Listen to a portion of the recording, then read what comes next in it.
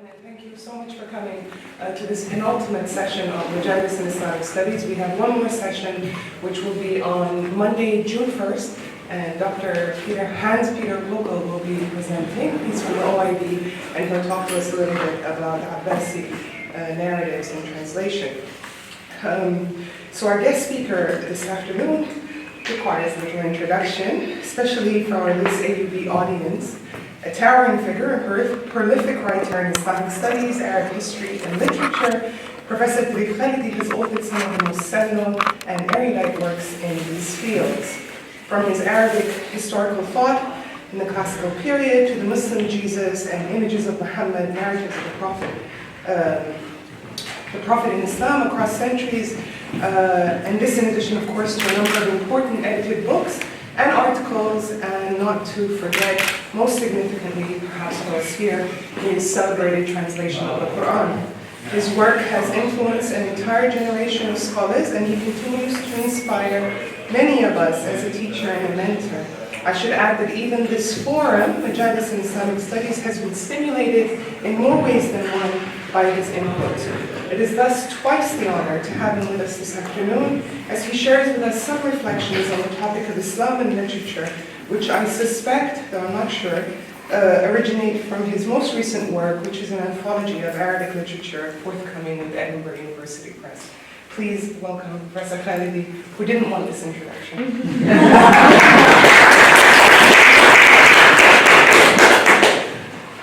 Thank you, Daria. A very generous introduction, which is thoroughly undeserved, as you will soon find out when you've heard my remarks. I'd like to begin by quoting a few sentences from an essay written in 1829 by Cardinal John Henry Newman.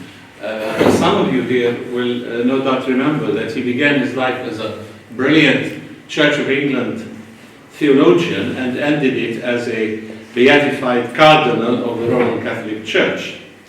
It seemed to me that these sentences set the stage quite well for the remarks that will follow on Islam and literature. I'm really going to speak for about 45 minutes maximum. So if I go beyond that, Dalia, you will, grunt and clear your throat and make other noises. Yeah. Newman's essay is entitled Poetry with Reference to Aristotle's Poetics. He writes, and I quote, "The poetical mind is full of the eternal form of beauty, and thus reveals the perfection to which, as a limit, the present system of divine providence actually tends." He adds that a revealed religion is especially poetical, so much so that with Christians a poetical view of things is a duty, though he insists that this capacity is conditional on a right moral state of mind. So I assume our friend Abu Nuwas is excluded. Now, what I propose to do today is to ask how significant this supposed bond between poetry and literature on the one hand and revealed religion on the other, how significant this bond has been in the case of Islam. This question, of course, has had a very ancient lineage, and minds incommensurably more sophisticated than mine have wrestled with it across time. What I offer here is far more modest. Let me call it a road map. This will please the political scientists, of a particular intellectual tradition. Maybe this is what the French call it problématique, but God knows best. And of course, this is a Majalis in Islamic studies, so one has to say Allahu A'lam every now and again. Now, my remarks are divided into two, perhaps three sections. In the first, I offer an overview of the relationship between the Quran and poetry and rhetoric, largely historical in form, subdivided into stages. That's what we historians do. We like to subdivide and periodize, etc. Next, I bring the story up to modern times, and the final section will take a broader view to ask how one can best describe the encounter between Islam and foreign literatures and cultures more generally. If you hear me from time to time sounding like a theologian, please forgive. This is entirely fortuitous and originates from the fact that I sometimes think of myself as a theologian manqué. Now, since I am in a quoting mood, let me proceed with another quote, this time from Ezra Pound. Ezra Pound says, "Great literature is simply language charged with meaning to the utmost possible degree." Ezra Pound. The Quran, arguably the most self-referential and most self-conscious of sacred texts, puts forward the language of its revelation as one principal claim for its unique and divine origin. It is a sacred text which promises salvation in and through the power of rhetoric. This salvation is, of course, fortified by theological certainty, ethical imperatives, born from an acute awareness of the illusory character of the human reality. Hence, the Quran summons mankind to a radical transformation where rhetoric and thought combine to deliver the overwhelming message. I'm quoting now from a verse in the Quran. "Had we sent down this Quran upon a mountain, you would have seen it humbled, shattered from the fear of God." This is Quran 59:21. To describe its rhetorical power, the Quran uses the term bayan, best translated, I think, as divine truth eloquently expressed. And this term became one of the self-designated names of the Quran, perhaps the most significant of them all. But this rhetorical claim ensured that a tension would ensue between Quranic bayan on the one hand and poetry on the other. Because in pre-Islamic Arabia, poets were essentially what Shelley wanted them to be, namely the hierophants of an unapprehended inspiration, the unacknowledged legislators of the world. The Quran, fiercely rejecting the comparison with poetry, turned its anger against the poets' way of life, describing them as a deceitful, boastful lot, led astray by seductive demons. Bayan, on the other hand, was an entirely different order of eloquence. It was the eloquence of divine truth. The tension between the two truth claims has never been resolved. While most pious Muslims today would, I suppose, be reluctant to speak of the Quran as in any sense poetical, literary critics from very early times and right up to the present have not hesitated to apply the same aesthetic criteria of judgment to both Quranic bayan and poetry, while poetry itself continued to thrive in Islamic culture, as we all know, despite the Quran's hostility. But poetry was not the only arena of convergence with Quranic bayan, since Quranic diction began to seep into the earliest preserved Arabic belletristic prose.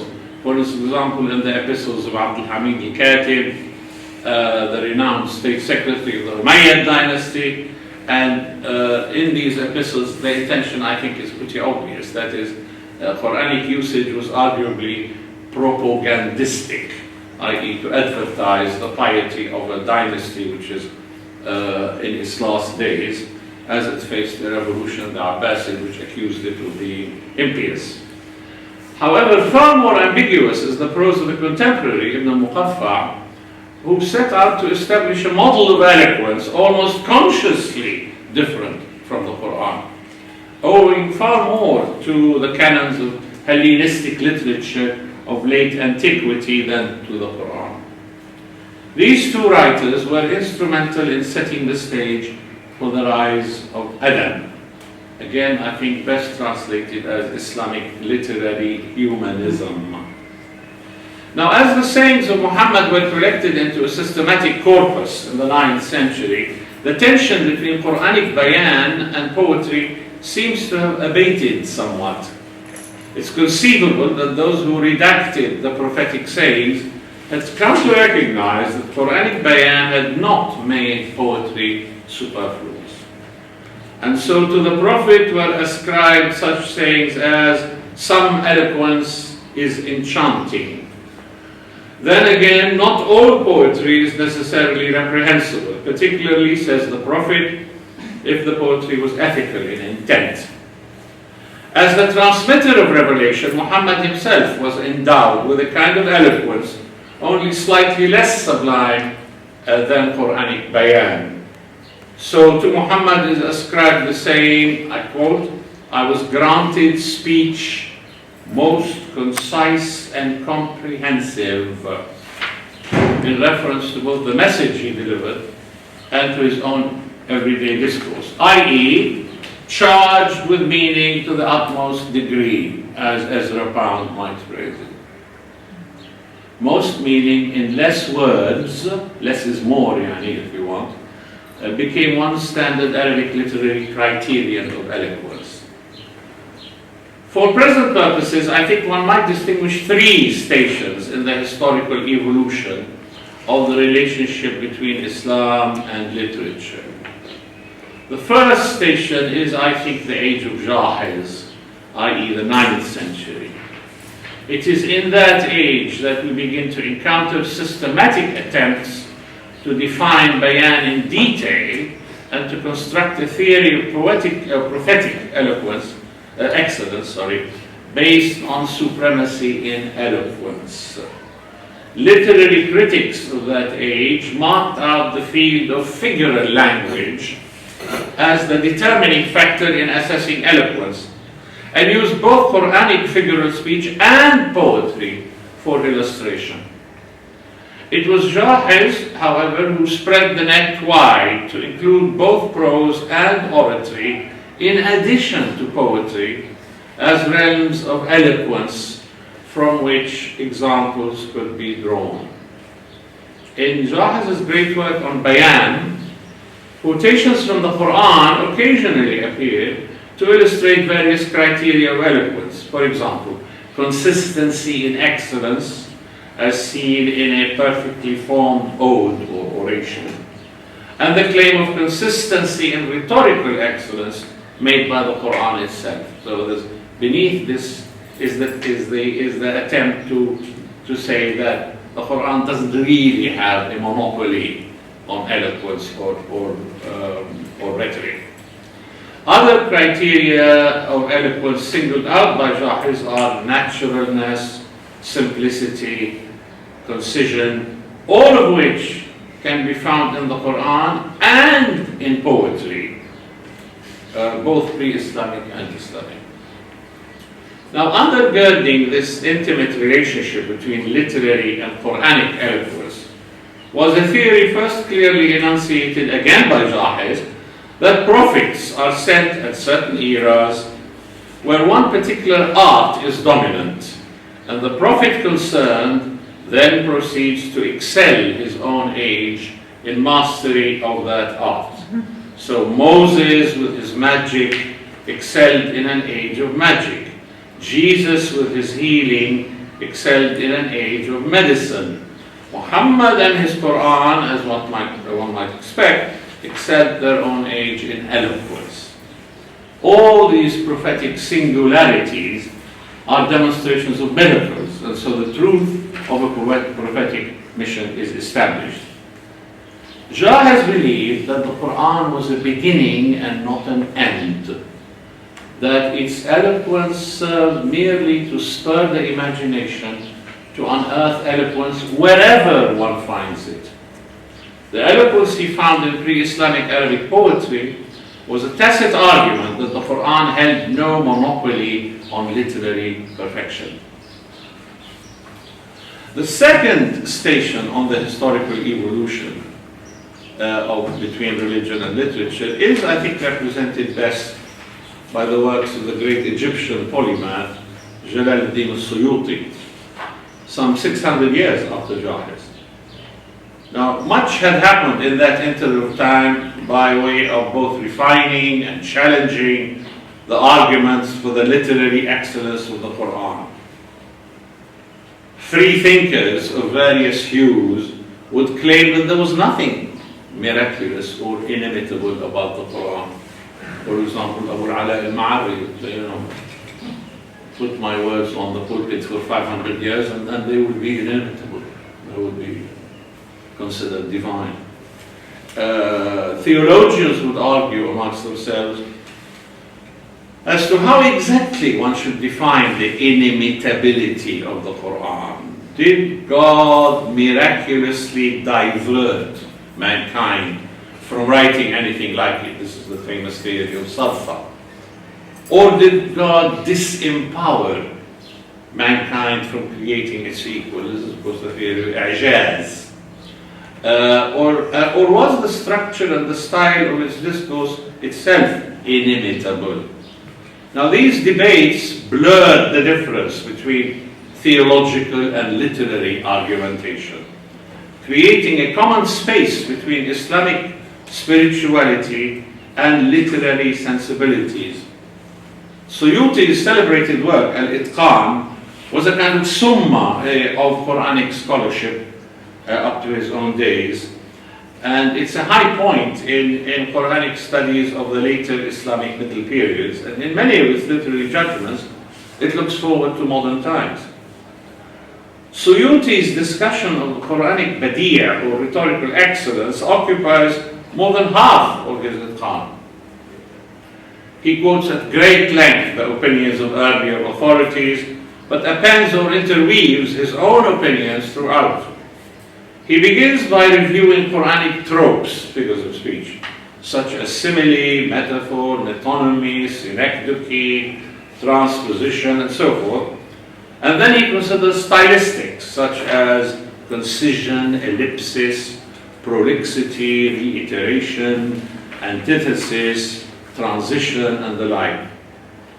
Now, for Suyuti, the i'jaz of the Quran, its miraculous and inimitable character, resides in the manner in which it combines the perfection of all genres of speech, namely poetry, oratory, and literary epistle, but cannot itself be described as belonging to any of these genres. But the troubling question remains: can certain verses of the Quran be considered more eloquent than others? It's a very troubling question, and it's pretty obvious when you read it. The answer of Suyuti is that though all of it is the speech of God and thus equally eloquent, certain verses, for example, the throne verse, this is Quran 2:255, concentrate in a short space a plurality of meanings that are found dispersed everywhere else. In other words, the preference is again expressed for the literary principle of most and least. Moreover, Suyuti says, though certain verses may outwardly possess more grandeur than other verses, he admits that at least, it remains true that the context of each determines its literary excellence. So, for example, a verse glorifying God may appear more magnificent than another verse which curses enemies. And yet, says Suyuti, each in context must be judged as achieving rhetorical perfection. I'm not quite sure that this is an answer to the question whether some passages in the Quran are more eloquent than others, but that's what Suyuti says. he says it's a contextual question. When you understand the verse contextually, then it is perfect. The third station in the evolution of this relationship may be described as the literary moment, namely the increasing attention paid to canons of literary judgment derived partly from France, which found a congenial home among certain reformist thinkers of Egypt in the mid-20th century.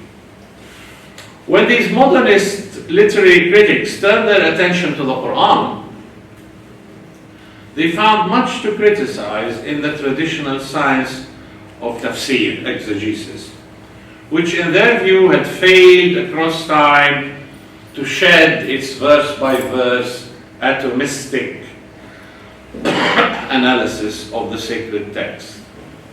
Armed with such literary concepts as the composite nature of a text and the need to understand the Quran thematically rather than as a string of revelatory moments, these thinkers propose to highlight the artistic character of the text as its truest and most valid claim to truth.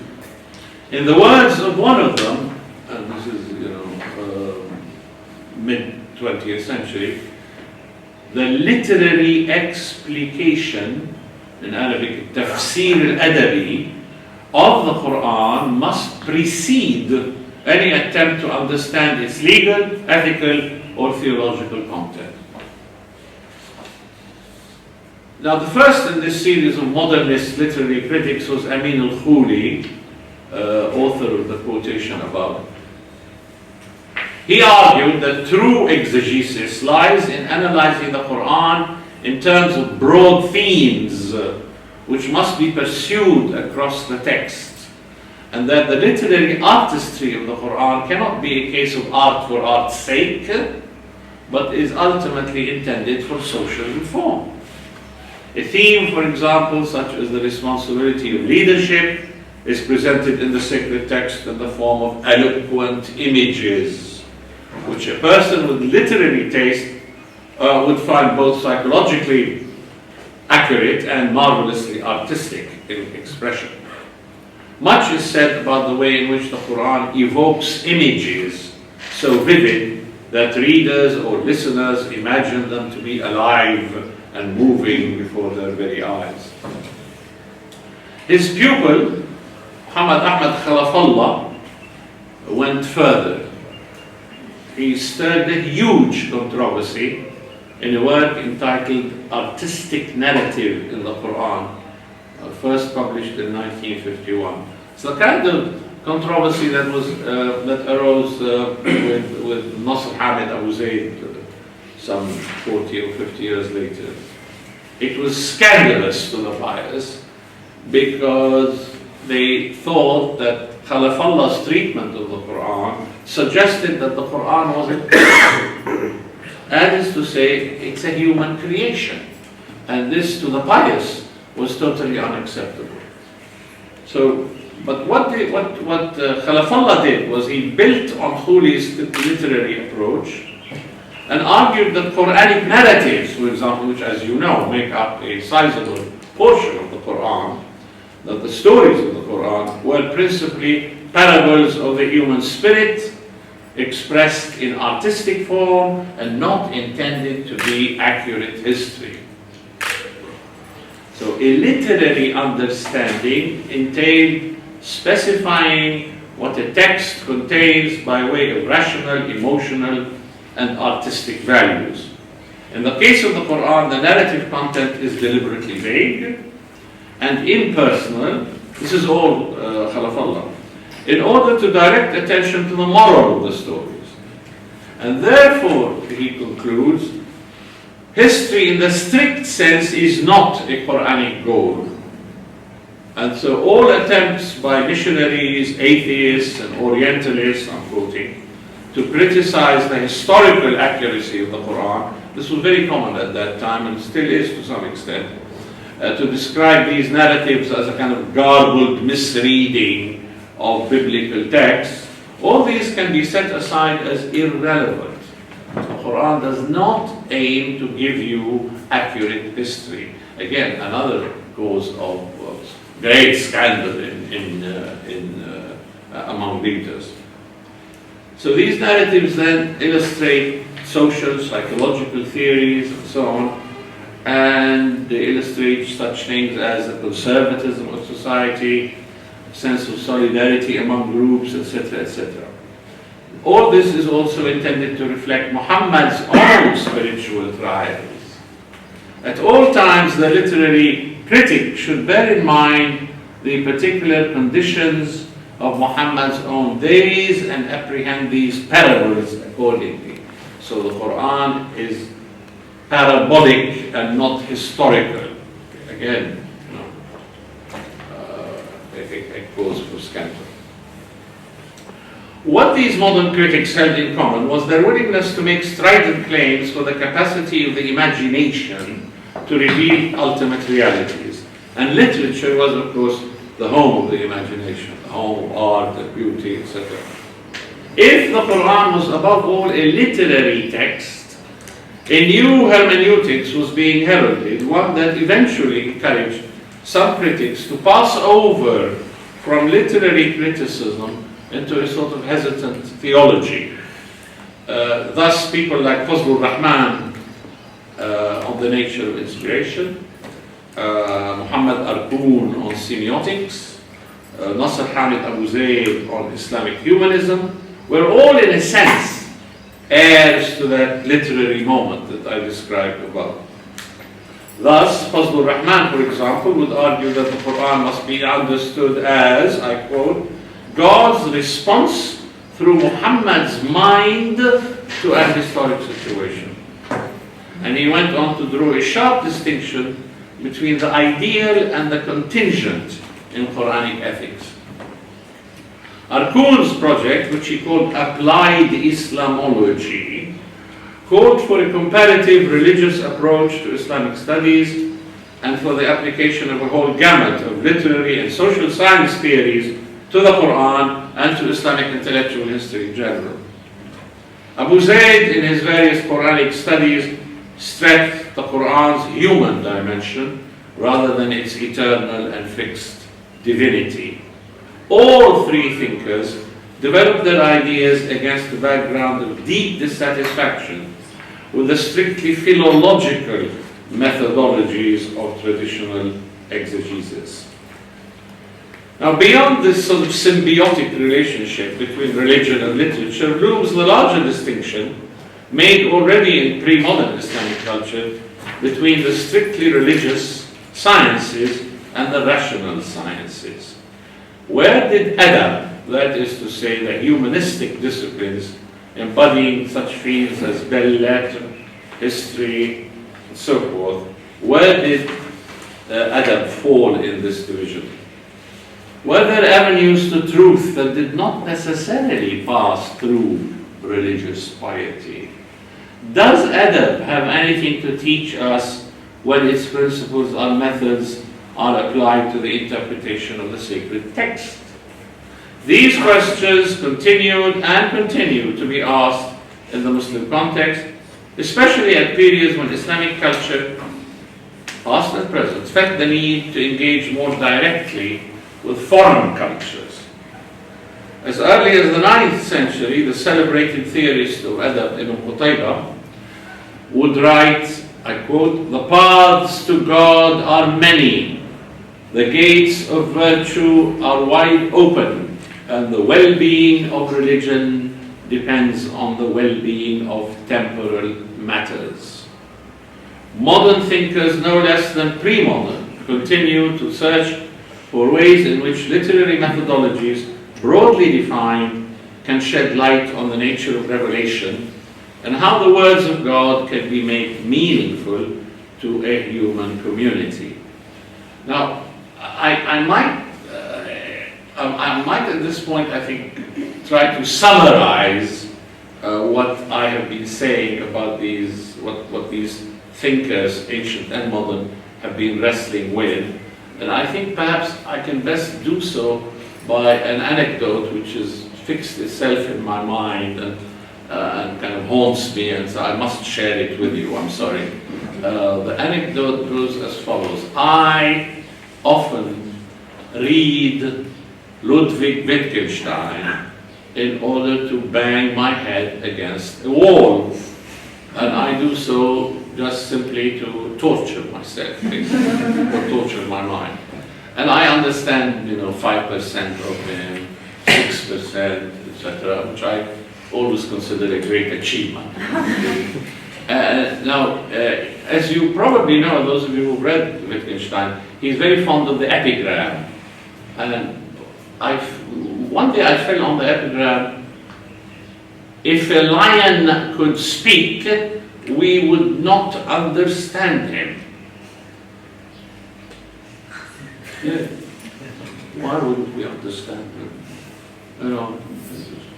Refer to the Lion King. The Lion King is a very eloquent kind of lion, etc. And animals speak in literature all the time. If a cat on AUB campus can speak, we can communicate easily. Why wouldn't we understand a lion? So I took this quandary to a philosopher who happened to be a neighbor and a friend of the family, and he said, an English philosopher, he said, if a lion could speak, he said, he would speak Lionese.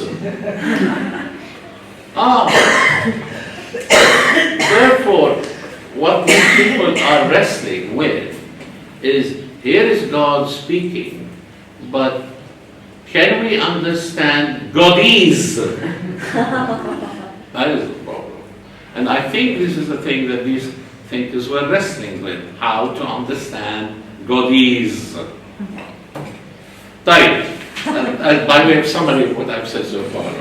Now, just I'm almost done. Just a few words on Islam and the foreign literatures. I think it's possible to distinguish here again two particularly vivid periods of encounter between Islam and foreign literature and culture. The first, I think, is again the 9th century, which is essentially, I sometimes call the age of the great debate. This is when Muslim thinkers first raised the question, where do we stand vis-à-vis foreign cultures and foreign literatures? Why do we need foreign wisdom when we possess the ultimate wisdom of God? And this, of course, was a challenge also faced by the early church fathers. One answer was to say that such wisdom is either insignificant or irrelevant compared to our own divine wisdom. This was and still remains the view of conservatives, traditionalists, fundamentalists, right down to present times. Opposing them were those who trumpeted the superiority of foreign cultures. They were kind of the other side, polar opposites. And in between was a very vigorous debate, very enriching for Arabic and Islamic cultures, and ultimately one leading current of thought sought to co-opt foreign wisdom. That was based on the theory that if the Quran consummated religion, if Muhammad was the last of the prophets, then Islamic culture consummated all world cultures. Okay. So this meant that a kind of process of co-optation, and therefore a place was found for foreign wisdom within or alongside Islamic. And so this is, I call it a strategy of co-optation, can best be seen in adab, in literary humanism, of the kind practiced by Jahiz and Ibn Qutayba. Now, the second moment, which I think is important, is in the 19th century. Here, the challenge to Islamic culture came not from diversity of cultures, as in the 9th, but overwhelmingly from Western Europe and what, for lack of a better term, one can call modernism. The earlier self-confidence in the centrality of their culture was now for many Muslims a memory to be clung to rather than a heritage naturally assumed. The terms of the new debate were very different from those of the old. The earlier strategy, which I call the strategy of co-optation, was no longer possible at a time when natural science was being advanced as an alternative to revelation and as an ultimate explanation of reality. When higher criticism of the Bible turned its attention to the Quran and other Islamic religious texts. Western European Orientalism, combined with obvious political and technological superiority, presented a challenge to Muslim cultures and society far more formidable than the earlier encounter. Thus, in Islamic countries under direct or indirect European rule, where the European literary canon was imposed as a fixed part of the curriculum of Islamic universities and colleges, a diglossia became common, making it seem as if foreign wisdom was now the only alternative, the only road to truth, or else, all else being superstition. So Shakespeare, Racine, Goethe, what can Muslim culture offer by way of competition? Were their sublime works not, as it were, counter-Qur'ans? And how to defend Islamic revelation from the devastating literary, scientific, and philosophical skepticism overtaking all religions?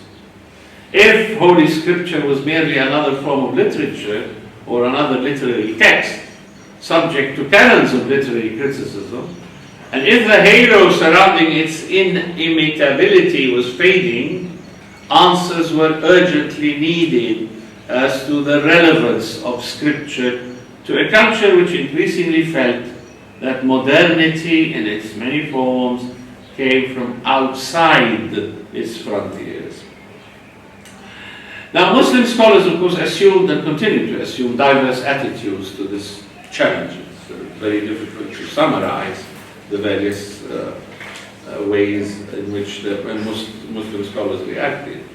But modernism, whether self-generated or else encountered, has, I think, dislodged God slightly from his throne. Science first and then literature offered new, exciting prospects, new ways of understanding that transcended the traditional ways. A brand new genre, for example, like the novel, which was an early 20th century genre in Islamic literature, made for attractive didactic reading, an indirect competitor with sacred texts. And though these early novels were often suffused with religious belief, the God that appeared in them was more like a principle than a person. Furthermore, such things as the epic struggle, in the plural, embodied in these novels, revived interest in a sort of heroism not particularly welcome among pietistic circles.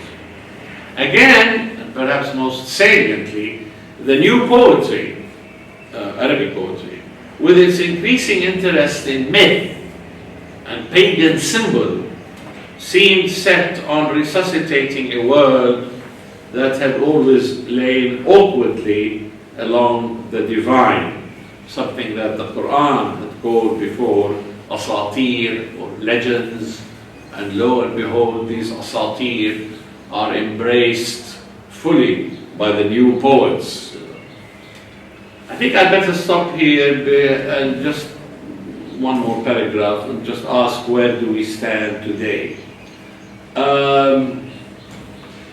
Many Muslim intellectuals, literateurs, poets, academics now live in the West and are consequently at home in two cultures, Western and Arabic Islamic. Ideologies like humanism, secularism, etc. have led to attempts to rediscover, recapitulate these ideologies in the Muslim tradition itself. And to me, these are exciting times, at least intellectually, perhaps a bit too exciting politically. Literature, therefore, seems to have opened a wide door through which much has entered to rethink the sacred. And on the other side of this debate, one could argue that political groups like Daesh or Nusra, etc., are the illegitimate children of modernism, caricatures of modernism. And with this profound thought, I would like to come to a stop. Thank you very much.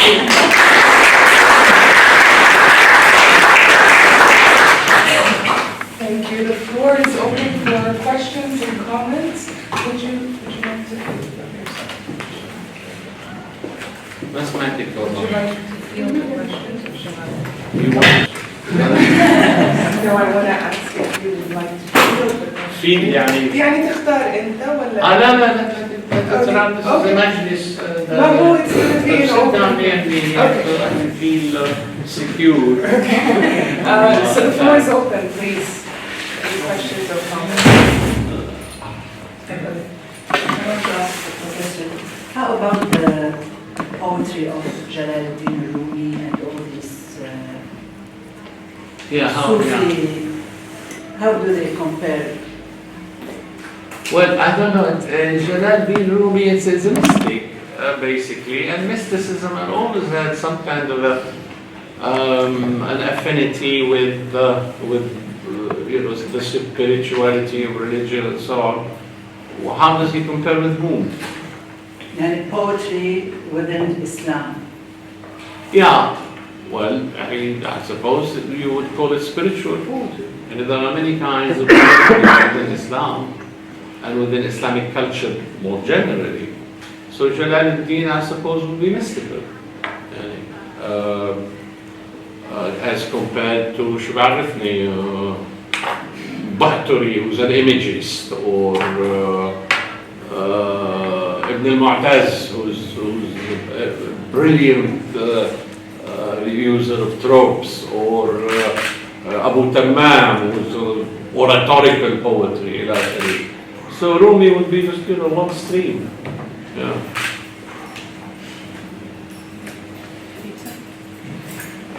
Yeah, so Could you raise your voice, please? Otherwise, I'll be forced to put on my hearing aid. yes, so thank you very much for this very nice lecture. Actually, I have a question for the first part. The relationship between poetry and literature, or is actually Between poetry and what? literature. And literature? Yes, and literature is actually very broadly discussed in Arabic, Islamic history in literature. I just remind, for example, in the Quran itself, you also have a surah which bears the title "The Poets," Shu'ara. And if you take, for example, the historical context into mind, the first Meccan opponents, they anyhow also have accused the Prophet Muhammad to be a poet. Yeah. So there has been anything in the first verses or in the first surahs which the early Meccans have comprehended as poetry. And actually, in the Quran itself, you can also find the verses of the Haddi, the verses of the challenge, for example, which are the ground or the basis for the later theories of the inimitability, which maybe we can say which started or which actually just began in the 8th or the 9th century with the theory of Sarfa. The discussions, what is actually the challenging in the Quran. And if the Quran, for example, has the question or actually is challenging the opponents of the Prophet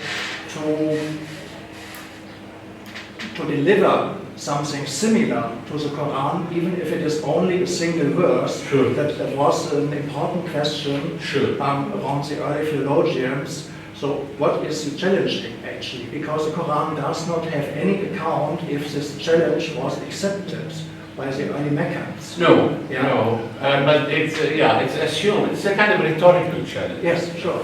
Produce something like it if you can.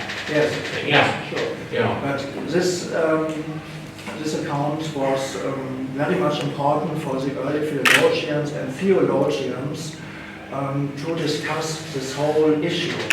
And this the theory for inimitability or the theories, I actually think that you have more than one theory for the inimitability was discussed very broadly. And I also think, and I'm very thankful, that you also widened the focus into literature. So how much, for example, can literature, adult literature, can provide us with theological knowledge? All these questions have been discussed also in other literature, for example, in the works of Al-Jahid, where we can find many discussions on this issue. Sorry, Peter, if I can ask you, is the I'm just getting a bit lost. I wanted your question. Is the question what is the nature of the challenge? No. No? Well, I I'm don't trying to- know. So actually what's just referring to the question to literature. Yeah. What do you think, how far can we, or are there any accounts, for example, in any discussions, also in later times? For example, in the 9th century we have a lot of discussions on the Quran in literature, also on these questions. All this question, for example, how far is foreign knowledge important in this case? What do you think, how far can we use, for example, or how far can we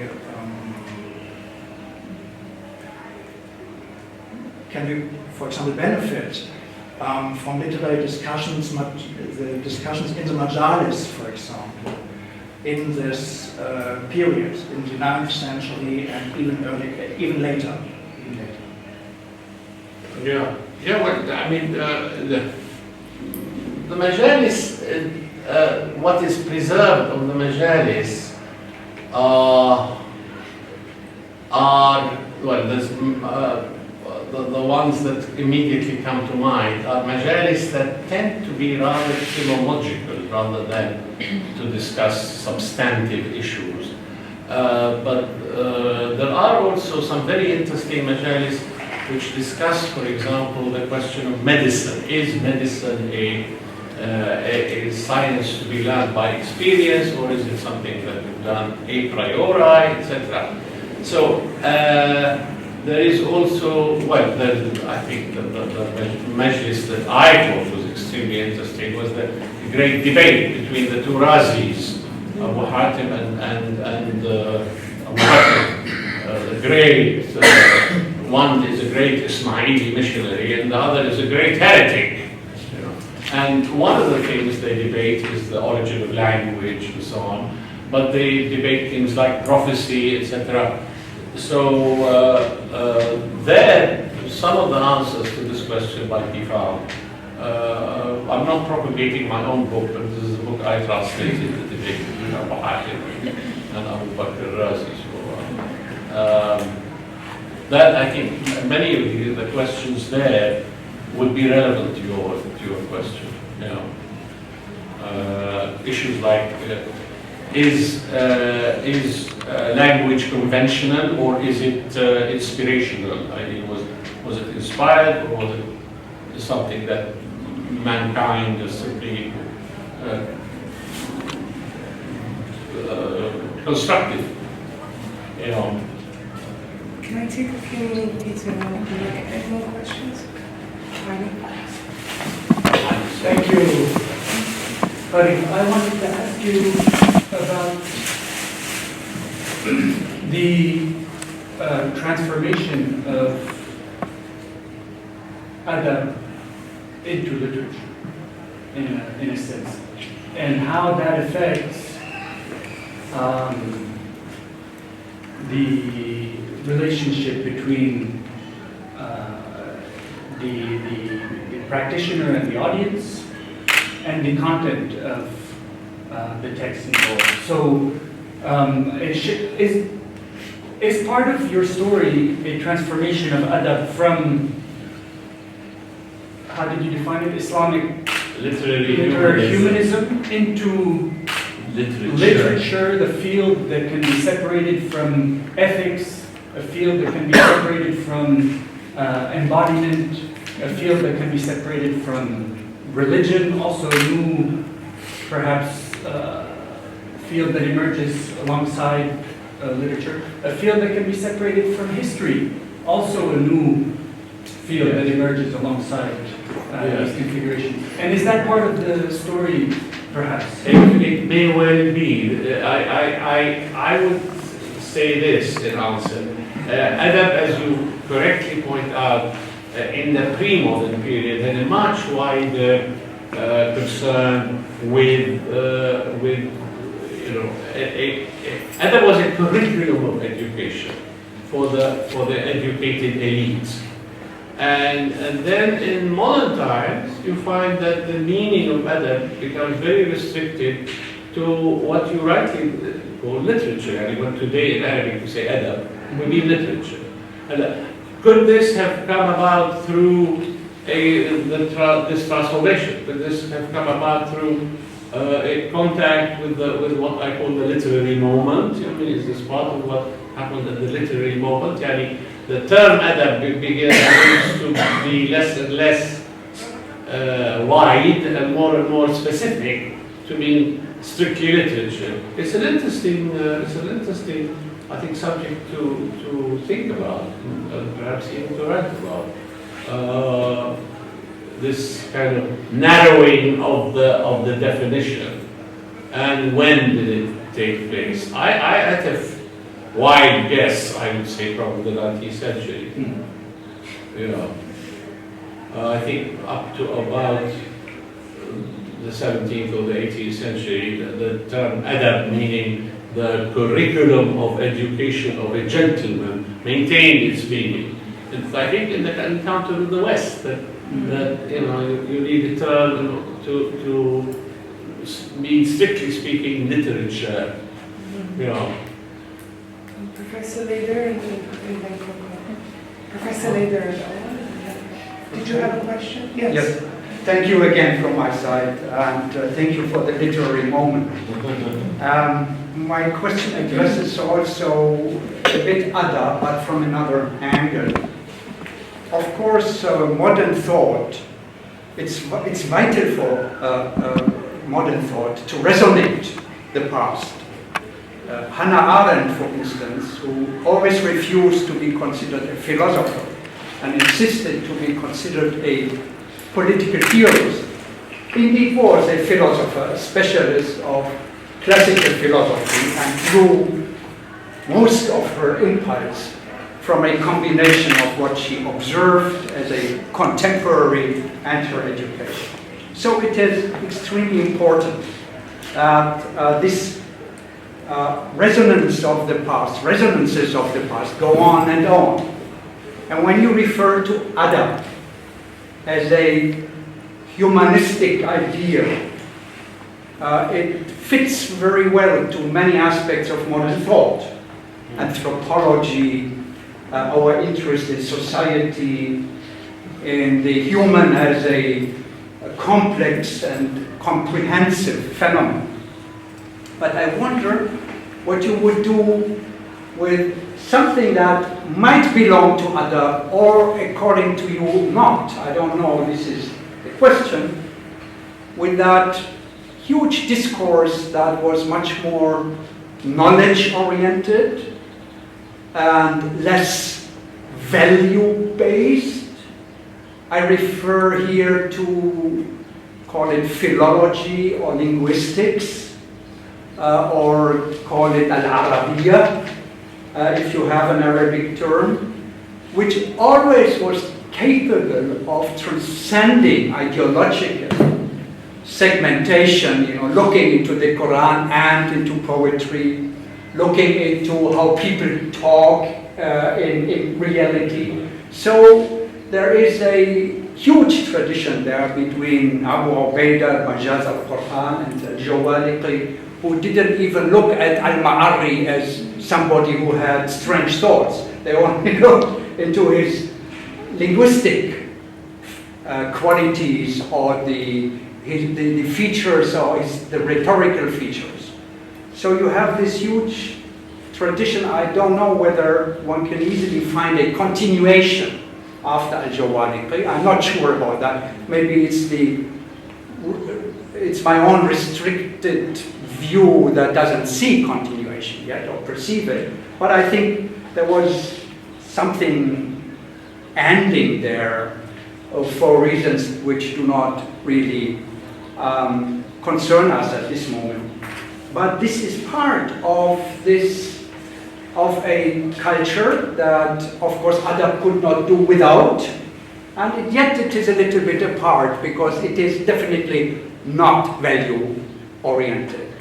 So, and today, if you look into this, into the panorama of how contemporary thought would resonate the past, there is a strange absence. Linguistics is a completely esoteric discipline that is on the technical aspects of how to compose a lexicon and things like that, but which is somehow cut off, and with it there is a lack of recognizing this potential of a knowledge tradition that was there, and that still resonates also in parts of Tasawwuf, if I look to my neighbor, with the Tafsir al-Ishari, and these things come up again. But yet I just would like to have your opinion. How far is this part of the other word that you are referring to when you refer to adab? You mean the philological tradition? Yes. Lexicon, grammar, linguistics. Well, I am most comfortable in the pre-modern period, as you know. Yes. But I think the philological tradition in the pre-modern period is absolutely central. Mm-hmm. If you want to aspire to be an adib, or very often at the same time be a government functionary, philology and so on is absolutely central to your training. So from that point of view, I hope I didn't exclude it in my remarks. I just simply didn't want to go into a detailed definition of what adab includes. But I think it is so inclusive that even, let's say, a natural scientist would aspire to nothing less than a good study. So, and they would, even somebody writing on astronomy, you can feel when he begins with his introduction, etc., that he aspires to literary excellence as much as he can. So they're all kind of under the umbrella of adab, if you see what I mean. But this kind of inclusiveness, I don't think you find in modern times except in university, where a student just takes one course after another in the various humanistic disciplines, and then hopes that he or she will become an adib or an adiba. Allahu A'lam.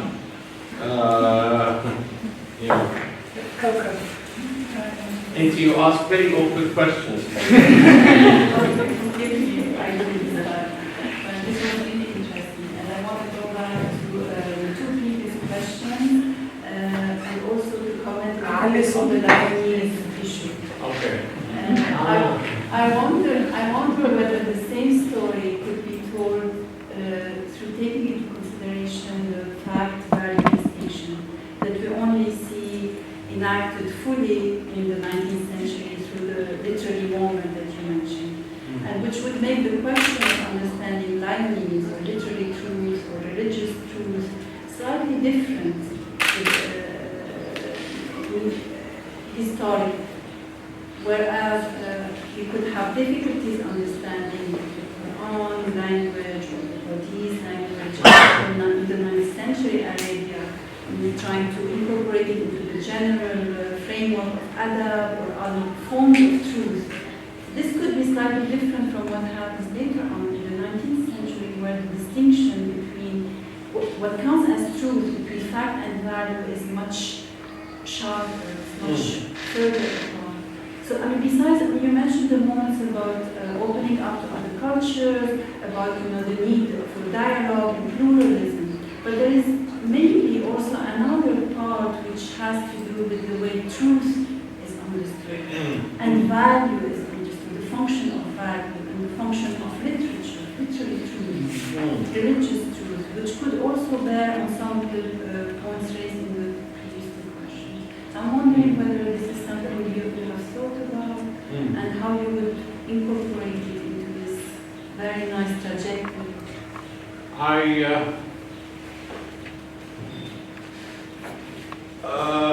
I would probably have a very eloquent answer to this a few minutes before I fall asleep tonight. It would be a kind of esprit de l'escalier. And I would say, I wish I'd said that to Kafka as an answer to that question. But I'm sure you're right, that definitions of truth and definitions of value are central. I have not given them enough thought, really. And I think they're very important. We historians don't have too many general ideas.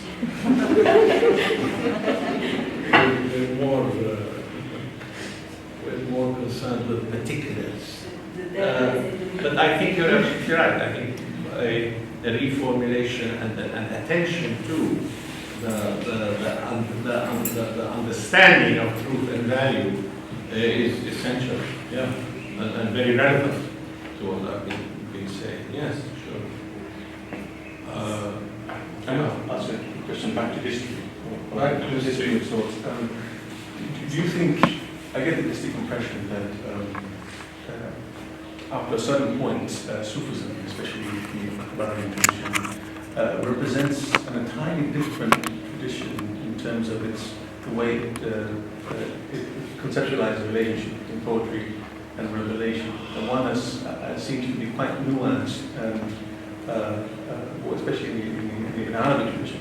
I'm thinking here of the way in which he discusses and talks about the significance of poetry as a vessel that sails the seas of existence, and the only means by which human inspiration or divine inspiration comes down to humans, and the way in which he incorporates the poetry fiction as part of the mizan of divine wisdom, as he calls it. Does that figure, I mean, do you think, would you concur that it represents an entirely different, you mentioned Nasr Hamad Abu Zayd, but Arabic figures prominently in, I think, Nasr Hamad Abu Zayd's thinking about adab, or I could be mistaken. Yeah. Ibn al-Arabi, some people call him Ibn Arabi, and I get very annoyed because he himself calls himself Ibn al-Arabi, is, I think, part of a rather ancient mystical tradition, because many of the early Sufis could not express their encounter with the divine except in poetry. So they would kind of break into poetry in order to express what otherwise is inexpressible. So you do have that current in Sufism that is there from the early days, from Basri and Rabi'a and all these people. So that then, I think, culminates in Ibn al-Arabi, rather than something that he himself invented. So that poetry rather than prose is the nearest that these Sufis can find to express the divine, the encounter with the divine. Yeah. But not only as a mode of expression, but the mode in which the divine expresses itself through them. It's a mode of revelation. Yeah, they'd have to probably be careful here because, no thinker known to me would ever claim that the Quran was in any sense poetry. They would say that it combines the excellence of poetry with the excellence of oratory, with the excellence of the epistle, all in one, but not strictly speaking poetical. And that's what Suyuti, for example, would say. In other words, and I think I've even seen some people who say there's only 2 or 3 places in the Quran which obey the rules of Arabic prosody. But that's, 2 or 3 places. Plus, of course, very explicit antagonism in the Quran to the poets. Muhammad in the Quran is called several things. He's called the Majnun, he's called the Sahir, he's called a fabricator of tales, and he is called a poet. And each of these sets him up. I mean, it's almost like the theory of the double, somebody calling you something that is by a quality that belongs to someone you hate, or mistakes you for somebody you hate. And so you kind of get a free storm of annoyance that someone calls you a poet. So that is very explicit. And yet, it's extraordinary that with this hostility to poetry continues, down the ages, practically unimpeded. You take the whole body of Umayyad poetry, there's very little in Umayyad poetry by way of praising Muhammad, for example. The mystics are a special, are a different category by themselves. There are people who, as I said, break into poetry because that is ineffable. But that, of course, is not an answer to your question. Doesn't matter.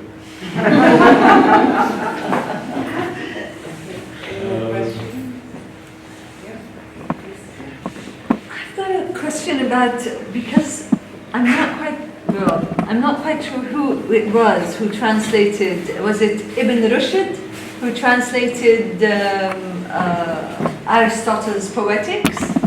I think it was Ibn Rushd. I'm asking from a theatrical point of view, because theatre in Islam has always been very controversial, and there have been no texts that have survived. Whereas Ta'ziyah, for example, had started off from a very early time, and if Ta'ziyah, although it's mainly oral tradition, but it was كمان there comes in the Shia Sunni, what is acceptable as. So my question is there any reference in Islam where the translations of Greek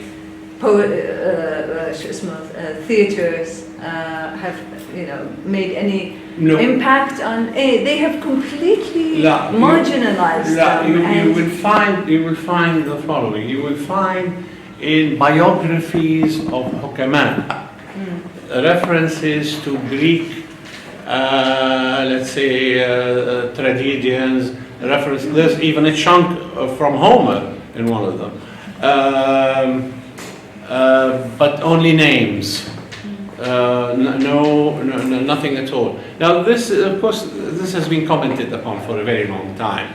Why is it that when the translation movement got going in the 9th and the 10th centuries, they only translated philosophy, natural science, medicine, and didn't bother with history, Greek history or Greek tragedy, etc. And there are several theories why this is so. One theory is the simplest of all, is that they didn't find in this any real reflection of their own way of life or their own concern, etc. What are you going to do with Sophocles when you don't have a theater to perform his plays? So somebody like Sophocles, for example, survives in Arabic literature only as a name, and more often than not he would be called a Hakim rather than a tragedian. Yeah, but what do you think about the first period? Do you think that is relevant in the Arabs did not find anything that, and also the Levant, let's say, was strewn with theaters built in. Yes, it's strewn with theaters and amphitheaters and so on. So why did they not take any interest? I guess another Allahu Alam. It could be that the tradition of theatre in the Greek tradition of theatre is very much intimately connected with the polis, as a self-sustained, small. But that again, now I think of the Romans, and I think no, that doesn't apply to the Romans. But where it began in Greece, it began essentially as a polis activity, an activity of cities of about 5,000, 6,000, 7,000 people. What today we might call a kind of small town, where everybody knew everybody, and it's there that the tragedy kind of emerged. Far different was the world of early Islam, which was the horizons of early Islam were the horizons of the Ummah and not the polis. It's a completely different kind of horizons. Yes. In our tragedies, it's often question of gods and too many gods. Muslim. So perhaps for that Muslim could be. Yeah, could be that this is part of the whole atmosphere, part of the whole scene, which did not find an echo. Yeah, could be, sure.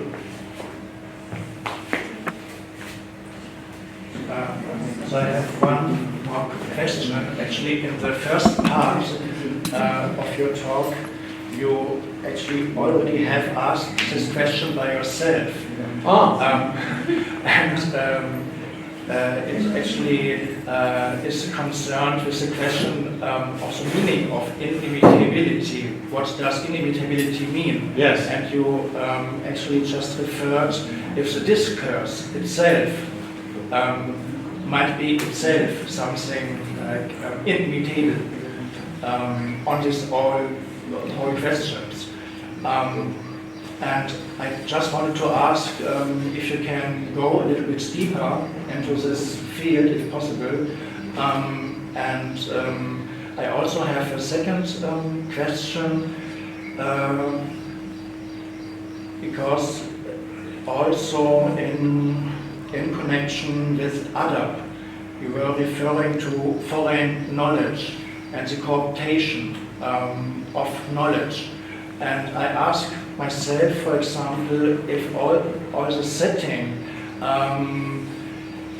these theories or ideas on the inimitability or the inimitable Holy Scripture, which we do not find in other religious traditions. For example, in Christianity, you actually do not have this imagination that the Bible is inimitable from a linguistic point of view. I mean, if you take into mind that, the word of God, for example, the word of God is itself inimitable. But for example, in Christian tradition, as far as I know, there have never been any attempts to show, for example, that the Bible itself is inimitable from a linguistic point of view. And also, for example, Tor Andre also asked if you are convinced that the Quran or that the Holy Scripture is the word of God, why do you have to prove that it is inevitable, that it is a miracle. If you are already convinced that this is coming right down from God, why do you need, why do you need to prove? Actually, there seem to be some reasons, some historical, some contextual reasons which might have led to this development.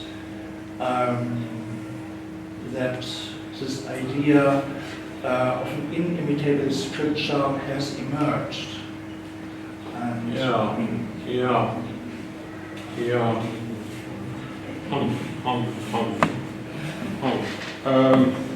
why do you need to prove inimitability if you think this text or something comes straight from God, from the horse's mouth? So why do you, I mean, no disrespect to anybody here. Thank you.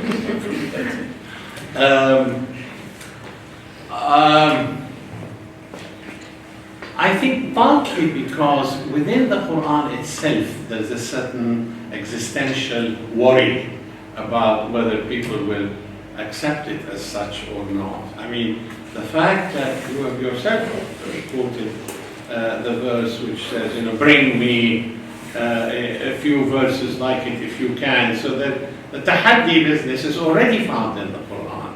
It's not invented by later Muslim scholars. And so I think the tahaddi itself, the inimitability is to some extent a prolongation or a continuation of the tahaddi in the Quran, to some extent. But that would be my answer to your question. Yeah. And I see Ustaz Al-Kabir shaking his head, so I feel more comfortable. If I might ask a question. In the class that I teach here on the Quran, we begin with the Gabi's anecdote always to try and think about the meaning of the Word of God. And one of the tensions that we have as we're working through the text of the Quran is to try and transcend the many kind of seeming contradictions, right? So on the one hand, it is, mu'jiza. On the other hand, it is lugha that's clear, Arabi, Sahih, etc., etc. It speaks of it, and it speaks of itself being accessible and clear, and easy to comprehend.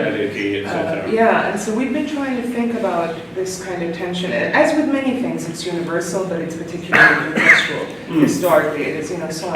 These binaries, which have sort of dominated the scholarship on the Quran, in trying to transcend them, one easy way was to argue that what is this need for, certainty, or what is this need for reconciling seeming differences, right? Where does this come from? Why must we make it coherent? It has to be this or that. It can't sort of exist in this one. This is the easy kind of way to do it. But another response, which has come a lot from the students, many of whom are not familiar with the Quran, is, and we've listened to recitations and stuff, is that it affects them at the affectual, emotional level in a way that's very different than how it affects them when they read it and when they engage it as text. Right? So I'm talking here about the distinction between recitation and reading. And that this affects the experience of the Quran, and therefore its miraculous nature perhaps is in that. It's not in something that is easily kind of filtered out and broken down. Do you see what I mean? Not really. In other words, what you're saying is that it affects them recitatively more than it does. They experience it different when they are hearing the recitation and made to comment on the surah than when they have the text and I ask them to work through it and pay attention to language and so on. So there's something about the type of knowledge faculties that one applies that affects your interaction with the text. And so on that point, perhaps the issue is not trying to understand generically where the Quran might fit. Is it poetry, is it not poetry, or so on. But to perhaps try and, I don't know, maybe this sounds weird, but to, in a sense, return to a form of knowing and a form of experiencing that's outside of the constraints of language. Yeah. And do you think that is a viable project? Like that's something that can be taught, or is it from a bygone era that we cannot recapture? T.S. Eliot talks about what he calls the auditory imagination. And I've often thought that this is a particularly happy expression to apply to the Quran. It does have a kind of auditory imaginative capacity, which may to some extent explain why in recitation it excites this auditory imagination more than reading it as a text. But beyond that, I don't think I have anything worth saying on the subject. Razi and Ghazali discussed that aspect. Sorry? I think Razi and Ghazali discussed Discuss in terms of yeah. in the manner in which it directs one's gaze towards the wonders of creation. It does it in a wonderful, rhetorical Sense. manner. And so it's the combined wonder of the rhetoric and the effect it creates, and the wonder of creation to which the gaze Well, is of course, directed. it's prevalent in the literature, this idea, even the distinction between al-kitab and Quran and so on, this is always present. But my question is, in teaching it today, how does one incorporate this kind of pedagogical method that is outside of how we learn today, in a sense? Our classes are a bit sort of funny. If you were to pass by and hear Wissam reciting the Quran, you think, what are they doing in there, you know? It forces you to be creative in ways that modern knowledge doesn't allow you to. Do you see what I mean? Yeah. I mean, one of the most, when I was student anthropology, one of the effective strategies that professors use was to hide behind phenomenology. Right. As a mode in which the experiential is part and parcel of the quest. I remember that one professor whose otherwise philosophical inclinations wouldn't be welcome in mainstream academia found phenomenology a very useful, adequate, and effective means of doing so. So I suppose a comparative religion, for example, phenomenology of religion.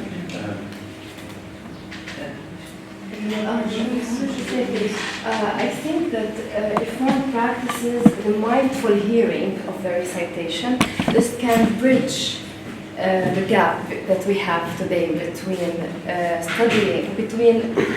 thinking of the Quran upon hearing it, and then thinking of the Quran upon reading it or studying it. Because primarily it had an oral form. So at that time, it wasn't received. People used to think about it while they are hearing it. Today, we hear just the melody, the rhyme, you know. So it affects that part, a part in us, different from the part it would affect had we been reading it. So the more we mindfully listen to the Quran. I think central in this transformation was people like Jahiz and Qutayba and so on, who in a sense transformed the sacred text from something oral to something written. They textualized the Quran, and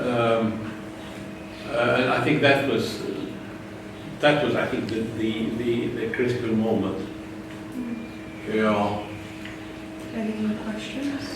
I just want to ask something يعني as a Tarif Israeli Muhammadis يعني outside the realm of all the specialists in this room.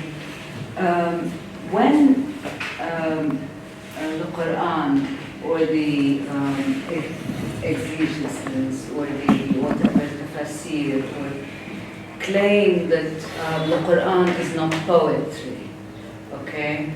And the Quran itself claims it's not poetry. Okay, all right. And the Quran itself claims that Muhammad was not a poet. Very well. But for someone like me, despite all the bedtime reading I tried to do in history, I could never take this seriously. because the Quran itself, I mean, is terribly poetic, irrespective of whether you appreciate that or not, on one hand. But I always thought that this kind of claim or this kind of statement was essentially made in order to keep the text of the Quran always distinguished above poetry, since poetry was such a well-practiced and somehow elitist form that existed in the pre-Islamic period. Yani it was so essential as, and both were kind of listened to as opposed to written or read. Mazboot? Yeah. Yeah, in the sense that how can someone take seriously such a claim that against poetry or poets, when poetry remained up to this day, and to this day we are highly appreciative of the poetry of the pre-Islamic and the various eras, whether Abbasid or Andalusian. However, this antagonism to poetry did not last. Didn't have any I effect get that, at but all. I mean, why do you still take it so seriously? It was shortly afterwards, an accommodation was made between poetry and religion. And in the words of Muhammad himself, who said, some poetry, if it's ethical, it's acceptable. If it's for ethical purposes, it's acceptable. These were sayings put into the mouth of Muhammad by redactors of the 9th century who wanted a kind of compromise, an accommodation. You know, it was clearly the hostility of the Quran to poetry failed, because poetry just went on, you know. So it was an attempt to kind of normalize poetry, if you like, and accommodate it. And so back to Muhammad, where Muhammad says, you know, some bayan is magic, or poetry is acceptable if it's ethical, etc. All these, I think, are attempts by people to legitimize it, if you like. Perhaps it wasn't illegitimate. Perhaps the only claim against poetry is to distinguish the prophetic office from the kahin, from the, you know, to distinguish prophetic word as that coming from a prophet and not the same as these other magic authorities, al-kahin, wal-sha'ir, or hakaza. And not because poetry in and of itself is illegitimate or problematic. Well, how would you interpret the verses like, we did not teach him poetry and it doesn't befit him to know poetry? I think we should differentiate between the poetic form of the Quran and the poetic content of the Quran. Because the Quran is poetic in form, but not poetic in content. Poetic in form? Yes, in form, but not in content. In the sense that it makes use of the figures of speech, in linguistically, but in content-wise, it is not poetic, as compared to the poetry which was resonant in that age, at that time. I'm not sure. I'm not sure. Because otherwise, why this kind of sensitivity to, why this allergicness or allergic character of the Quran where poetry is concerned, were it not for the fact that a lot of people might mistake it for poetry? Why? Because of its form. But it's bayan, it's not the poetry. It doesn't have the form of poetry, because poetry must obey the rules of prosody, and there are no rules of prosody in the Quran, except once I quoted, I think, a couple of verses in the Quran are obey or can fit into a line of poetry, but that's very insignificant. But one still has to explain why the Quran has an allergy to poetry. It's allergic. Because of those who attacked it for being poetry at that time. So it was responding to those before they attacked it. يعني نزل قبل ما يصير sorry يعني this occurred in the text as Professor Khalidi is telling us before they attacked it. No, they were attacking it from the beginning. So it was defending itself and saying that this is not poetry. Then listen to it, think of it, and you will see that it's not poetry. This is bayan. Because it was bayan. It's bayan. It's not poetry, it's bayan. Yeah. Okay, will you take one more or are you done? There's a hand up from Samir, but you can do that later. I just want to make a very, very quick comment that perhaps the same reason that the ulama in Tafsir interpret that the Prophet was an ummi, and not just in the sense that he was illiterate, also because to establish the fact that it was revealed, but also ummi in the sense that he had no knowledge of the previous monotheistic theological doctrines. Yeah. And therefore it establishes that, again, this is not from the same source. Ben Ali makes this distinction.